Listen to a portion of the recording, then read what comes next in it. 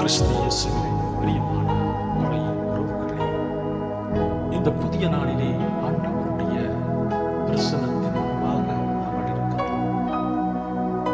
ஆண்டவர் எங்கள் ஒவ்வொருவரையும் இந்த நாள் முழுவதும் வழிநடத்தும் சொல்லி கொண்டாடுவோமாக. இந்த நாட்களிலே பயங்கரமான டெங்கு வியாதிகளினாலே பாதிக்கப்பட்டுக் கொண்டிருக்கின்ற குழந்தைகள், பெரியவர்களுக்காக இந்த வழியிலே கொண்டாடுவோமாக.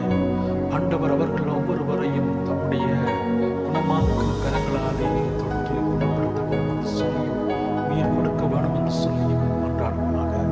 இன்றைய நாளிலே ஆண்டவர் எங்களுக்கு தருகின்ற உரை வார்த்தைக்கு செவிமடுப்போமாக.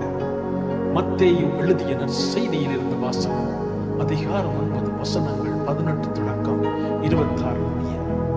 அக்காலத்தில் இயேசு தம் சீடர்களுடன் பேசிக் கொண்டிருந்த பொழுது தொழுகை கூட தலைவர் ஒருவர் அவரிடம் வந்து பணிந்து, என் மகள் இப்பொழுதுதான் இறந்தாள், ஆயினும் நீர் வந்து அவள் மீது கையை வையும், அவள் உடனே உயிர் பெறுவாள் என்றார்.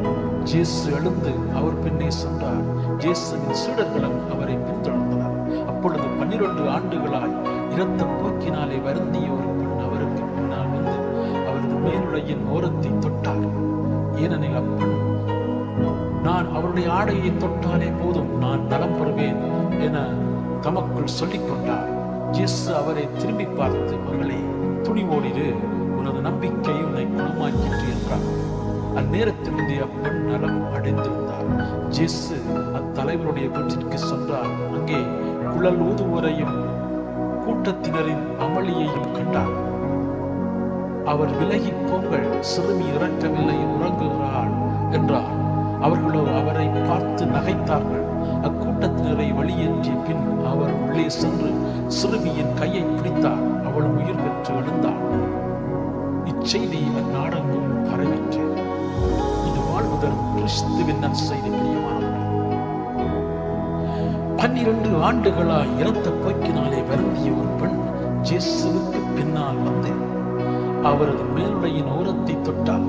இயேசு அவரை திரும்பி பார்த்து, மகளே, துணிவோடிரு, உனது நம்பிக்கை உன்னை குணமாக்கிற்று என்றார்.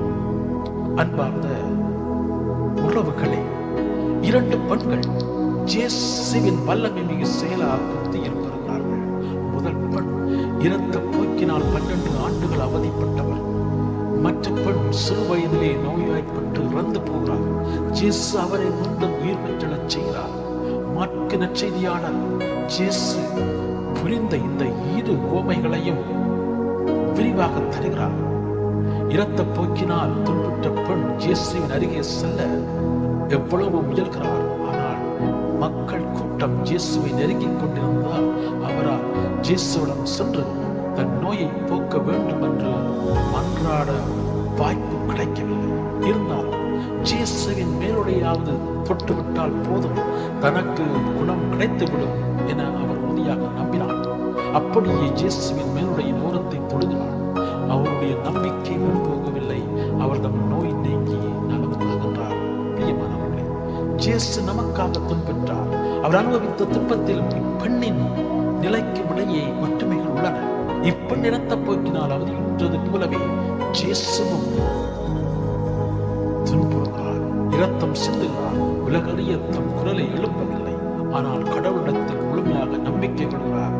இறுதி வரை உறுதியாக இருந்த அவர் சாவின் பிடியிலிருந்து மீட்கப்படுகிறார். பிரியமானவர்களே, அதுபோலவே இப்பெண்ணும் தனக்கு ஏற்பட்ட இரத்த போக்கின் காரணமாக துன்புற்றார். தன்னை காப்பாற்ற வேண்டும் என அவர் புற மனிதரை அள்ளிச் சென்று அவர்களை தொந்தரவு செய்யவில்லை. மாறாக இயேசு தன்னை நலமாக்க முடியும் என உறுதியாக இப்பெண் நம்பினார். அந்த நம்பிக்கை எவ்வளவு உறுதியாக இருந்தது என்றால், அப்பெண் இயேசுவின் மேலுடைய தொட்டாலே தனக்கு குணம் கிடைத்துவிடும் என நம்பினார். நம் வாழ்க்கையிலும் துன்பங்கள் பல உண்டு.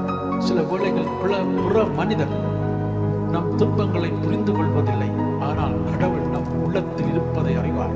நாம் அனுபவிக்கின்ற துன்பங்கள் உலகத்தின் கண்களுக்கு தெரியாது விட்டாலும் கடவுள் அவற்றை நன்கி அறிவார். நாம் நம்பிக்கையோடு அவரை அணுகிச் செல்ல வேண்டும்.